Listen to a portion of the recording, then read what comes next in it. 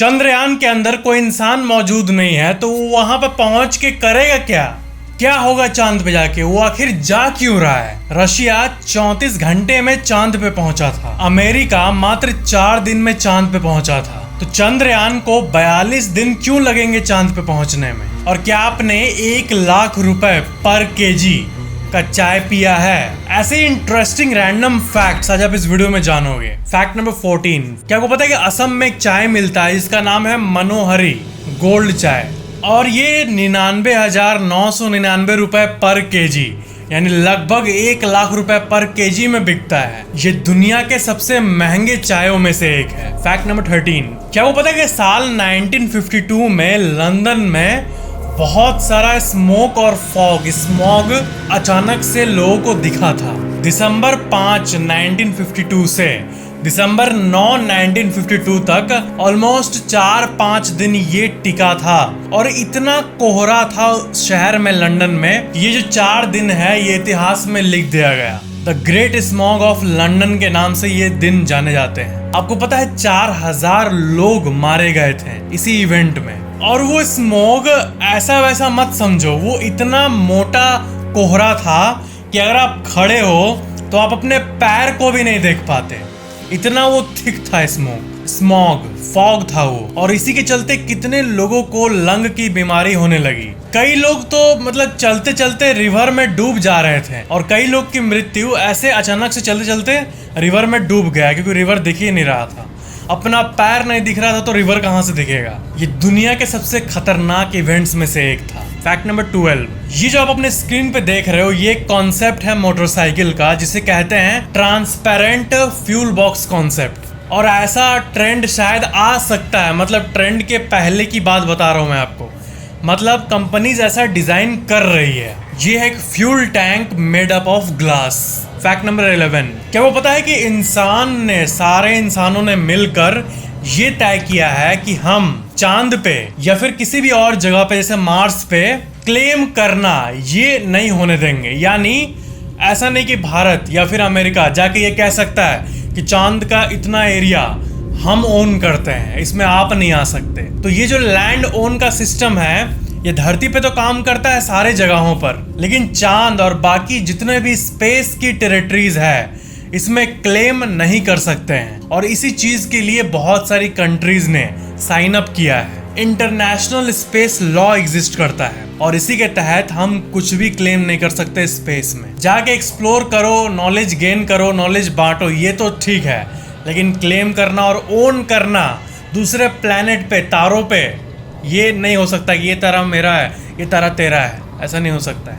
इसको the outer space treaty कहते हैं। लेकिन कई थ्योरिस्ट्स का ये मानना है कि अगर स्पेस एक्सेसिबल हो गया इजिली और कंट्रीज फॉर एग्जांपल लोगों को भेजने लगी अलग ग्रहों पे जैसे मार्स और मिलिट्री को भेज दी, तब डिस्प्यूट शुरू ही हो जाएगा। क्योंकि ये इंसान के नेचर में होता है टेरिटरीज बनाना, बंटवारा करके अपना अपना क्लेम करना। तो थ्योरिस्ट के हिसाब से अभी इजीली एक्सेसिबल नहीं है, इसलिए सब साथ मिलकर एक्सप्लोरेशन कर रहे हैं, काम कर रहे हैं और टेक्नोलॉजी को डेवलप कर रहे हैं। लेकिन डेवलप हो गई और कुछ घंटों के अंदर, कुछ दिन के अंदर मार्स पहुंच जाएगा तो हर कंट्री अपना मिलिट्री पावर, अपना हैंड का पावर यूज करने लगेगी, तब इस क्लेम की चीज को रोकना मुश्किल हो जाएगा। फैक्ट नंबर 10, एक जापानीज एक्टर थे बैंडो मित्सुगोरो। वो एक बहुत ही अजीब सा काम किया था, आप यकीन नहीं करोगे। पफर फिश का जो लिवर होता है वो नहीं खाया जाता है, वो टॉक्सिक होता है। उसके लिवर को रिमूव करके तब खाया जाता है। लेकिन ये एक्टर ये क्लेम कर रहे थे सबके सामने, बहुत लोगों के सामने, कि ये जो है इस लिवर खाने से मेरे को कुछ नहीं होगा। ये एक्चुअली में वो बोले। और एक दिन एक जापान के रेस्टोरेंट में इन्होंने खाया सबके सामने कि मैं तो इम्यून हूँ, मुझे कुछ नहीं होगा।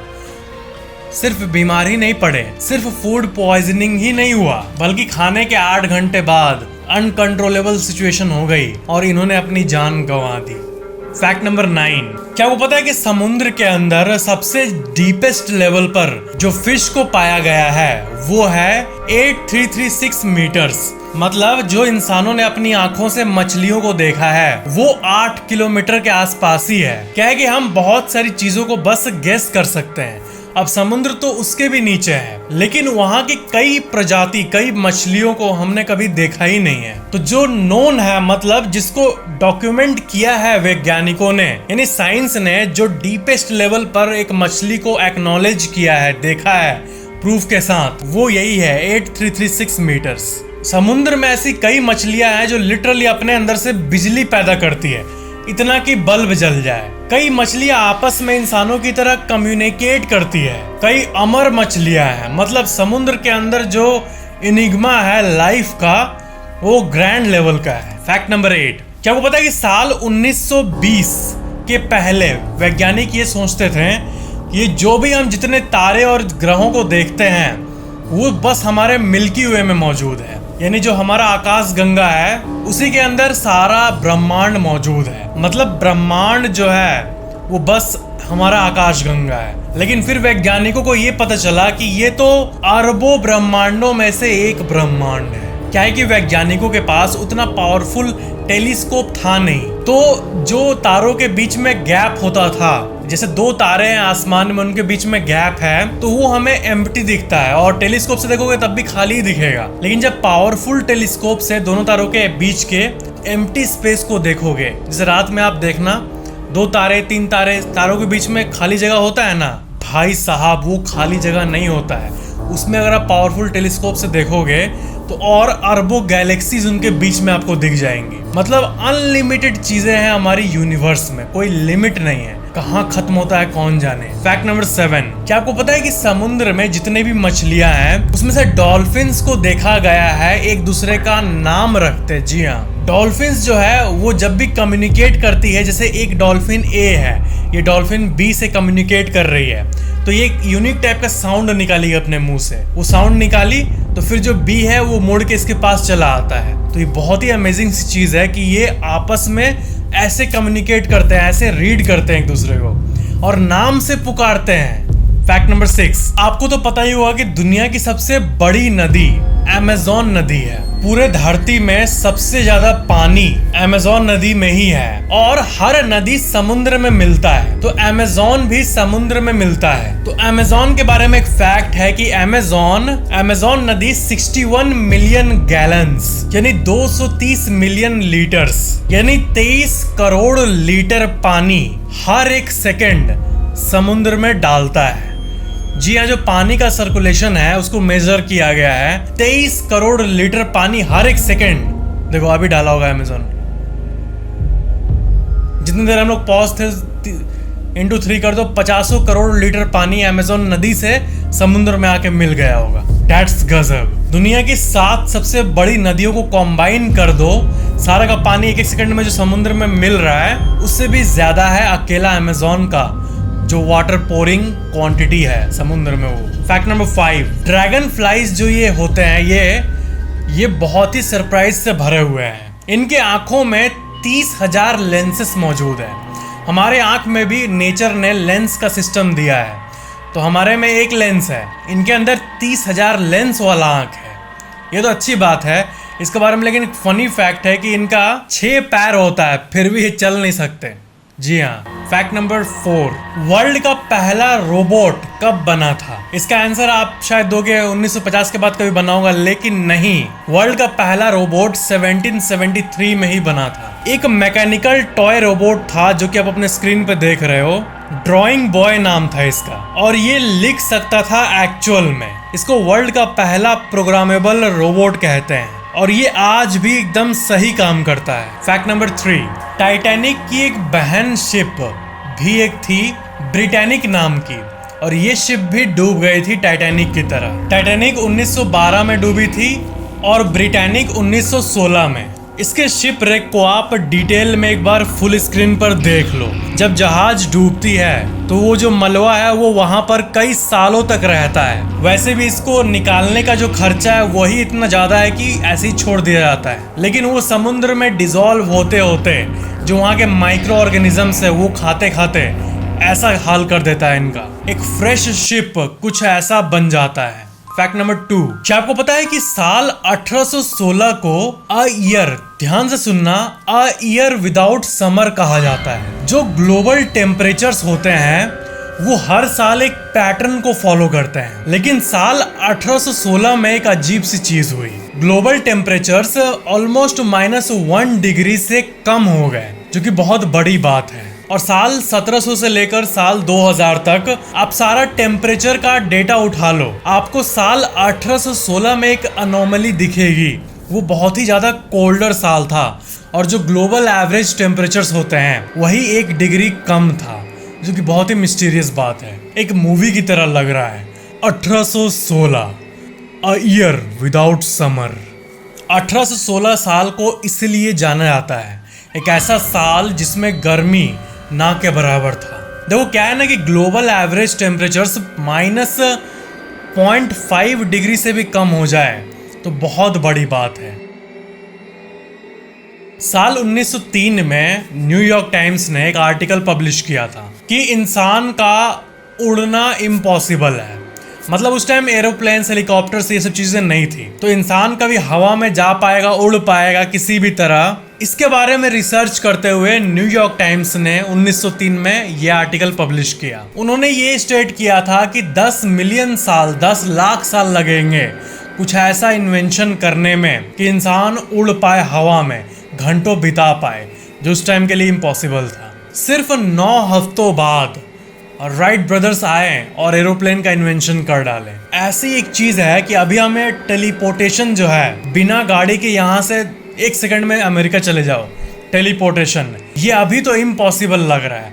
हर चीज की तरह, जैसे विज्ञान के लिए कभी सेल फोन जिससे हम बात कर पाते हैं किसी से भी कहीं भी, ये भी इम्पॉसिबल था। तो टेलीपोर्टेशन के लिए भी लाख मिलियन ईयर लग जाएंगे अगर ऐसा कुछ संभव है तो उसको इन्वेंट करने में, ऐसा वैज्ञानिकों का मानना है। लेकिन कोई ऐसा अमेजिंग इन्वेंटर आ जाए जो टेलीपोर्टेशन करने वाली कोई मशीन को इन्वेंट कर दे, तब तो मजा ही आ जाएगा। फैक्ट नंबर 1, 14 जुलाई 2023 को दोपहर 2:35 पे आंध्र प्रदेश के श्रीहरिकोटा में मौजूद सतीश धवन स्पेस सेंटर से चंद्रयान 3 को लॉन्च कर दिया गया इनटू द क्लाउड्स। ये इंडिया का तीसरा मून मिशन है और इसका एंड गोल आखिरकार एक रोवर को, जो वो नहीं होता है चक्का होता है जिसमें एक 4 चक्के वाला एक रोवर जो कि चल पाएगा दूसरे प्लेनेट पे, इसी को उतारना इसका एंड गोल है, मेन गोल है। मतलब जो आप ये रॉकेट का बॉडी देख रहे हो, ये असल में बस ऊपर पहुंचाने के लिए काम का है, बाकी रोवर को पहुंचना है। और उस रोवर का एक नाम भी है, प्रज्ञान नाम है। 2019 में जो चंद्रयान 2 मिशन हुआ था, उसमें भी प्रज्ञान नाम के रोवर को भेजा गया था कि चांद पे उतरे और रिसर्च करे, लेकिन सॉफ्ट लैंडिंग नहीं हो पाया था, हार्ड लैंडिंग हो गया था। यानी कैलकुलेटेड चीजों के हिसाब से वो लैंड नहीं कर पाया और मिशन फेल हो गया। और वो इतना मेहनत से बनाया गया रोवर कभी उतर ही नहीं पाया चांद के बॉडी पे और मिशन ऑफिशियली फेल हो गया। सॉफ्ट लैंडिंग का गोल है, मतलब आराम से कैलकुलेट करके आराम से लैंड करेगा, हल्का सा इम्पैक्ट होगा, फिर आराम से स्पेसशिप का गेट खुलेगा, फिर रोवर वहां से निकलेगा। चंद्रयान 1 जो 2008 में किया गया था, उसमें कोई रोवर नहीं उतरने का था, उसमें बस चांद के पास एक सैटेलाइट को जाकर उसका चक्कर मारने का था, यही था गोल, उतरना नहीं था। तो 1 सक्सेसफुल रहा, चंद्रयान 1, और चंद्रयान 2 जो था वो फेल हो गया। 3 में रोवर को उतारने की फिर से कोशिश की जा रही है। आई होप अगर आप ये वीडियो 23 अगस्त के बाद देख रहे हो तो आपको ये न्यूज़ मिल गई होगी कि सक्सेसफुल लैंडिंग हो गया है। ऐसी न्यूज़ मिले प्लीज़, फ्यूचर से कोई बताओ ना बे। इस दुनिया में 195 कंट्रीज हैं, देश हैं, और उसमें से सिर्फ 3 देश ही ये काम कर पाए हैं। मून पे अपना रोवर चलाना ये सिर्फ 3 देश कर पाए हैं, यूएसए, रशिया और चाइना। और अगर इंडिया अपना रोवर वहां उतरवा पाता है तो इंडिया 4th कंट्री बन जाएगा to successfully land a rover to the moon. लेकिन क्या आपको पता है इस मिशन का गोल क्या है? पहला तो है सॉफ्ट लैंडिंग कराकर अपने पावर को प्रूव करना कि जो बड़े बड़े सुपर पावर्स कर पा रहे हैं ये तो हम भी कर सकते हैं, क्या बड़ी बात है, अगर किए तो ये बोलेंगे। और दूसरा गोल है वहाँ का सॉइल, वहाँ का डस्ट को रीड करना, और वहाँ अगर वाटर मौजूद है किसी भी तरह, किसी भी फॉर्म में, तो उसको स्टडी करना। मतलब चांद पे जो भी है उसको डिटेल में स्टडी करना, सैंपल्स ले आना, और दूसरे कंट्रीज जो रिसर्च कर रहे हैं उससे इंडिपेंडेंट होकर डिपेंडेंट ना होकर हम खुद का अपना एक डेटा बनाएंगे कि चांद पर हमने ये रिसर्च किया और ये मिला। तो रिसर्च जो है वो एंड गोल है इस मिशन का। डेटा पाना मेन गोल है कि डस्ट और सॉइल में क्या क्या चीजें होती है, उससे क्या कर सकते हैं हम। पर चंद्रयान को इतना समय क्यों लग रहा है? रशिया 34 घंटे में पहुंचा दिया था, अमेरिका 4 दिन, हमें 42 दिन क्यों लग रहे हैं? इसका आंसर ये है कि उनके रॉकेट्स कुछ ज़्यादा ही पावरफुल थे और वो सीधा ईंधन फ्यूल का यूज़ करके झट से चांद पर पहुंच रहे थे। लेकिन हम इंडिया में एक इफ़िशिएंट तरीका अपनाते हैं, मतलब फ्यूल का यूज़ करके भेज देना स्पेस में, फिर ग्रेविटी के यूज़ से इफ़िशिएंटली कम फ्यूल और कम पावर में चांद पे पहुंच जाए, ये हमारा गोल है। और वैसे भी बजट 600-700 करोड़ है, बस इतना ही है। तो इतना में कर दिखाना ये बहुत बड़ी बात है और इससे ज़्यादा पैसा तो हॉलीवुड के डायरेक्टर्स अपने मूवी में लगाते हैं। एक मूवी है star Wars the force awakens और उसमें डायरेक्टर ने 3500 करोड़ रुपए लगाए थे एक मूवी में। इतना पैसा, और चंद्रयान में कितना लग रहा है? 615-650 करोड़। तो इतनी किफ़ायती तरीके से इफ़िशिएंट वे में पहुंच जाना ये बड़ी बात होगी, ताकि स्पेस एक्सप्लोरेशन पर अंधाधुंध पैसा भी खर्च ना हो और ऑब्जेक्टिव्स कंप्लीट हो जाए। ये जो इसरो का पिक्चर है ये रियली में गूज बम्स देता है। मतलब 1962 का ये फोटो है और इसमें साइकिल में वैज्ञानिक रोबोट के पार्ट्स को ले जा रहे हैं। उस टाइम इस चीज़ के लिए उतनी फंडिंग नहीं थी, स्पेस एक्सप्लोरेशन के लिए साइंटिस्ट को फंडिंग नहीं आती थी और वेस्टर्न कंट्रीज़ की तरह उतना हाई पेइंग जॉब भी नहीं था वैज्ञानिकों का, इसलिए ऐसी हाल थी। लेकिन अब चीज़ें बदल गई है, अब मार्स पे हम पहुंच गए हैं, चांद क्या बात है। लेकिन मार्स मिशन तो ग्रैंड सक्सेस था, चांद वाला बस अचीव हो जाए। इसरो ने अभी तक टोटल 116 मिशंस किए हैं, जो कि अमेजिंग बात है। लेकिन अभी भी नासा सबसे आगे इस चीज़ में, लेकिन होपफुली हम भी सक्सेसफुल हो जाएंगे। तो ये थे आज की वीडियो को लाइक जरूर करना, नीचे कमेंट करना और शेयर जरूर कर देना। और चैनल को सब्सक्राइब नहीं किया तो सब्सक्राइब करके बेल आइकन पर क्लिक करके ऑल पे जरूर क्लिक कर लेना, ताकि नई वीडियो आपको सबसे पहले मिल जाए। Thank you so much for watching this video.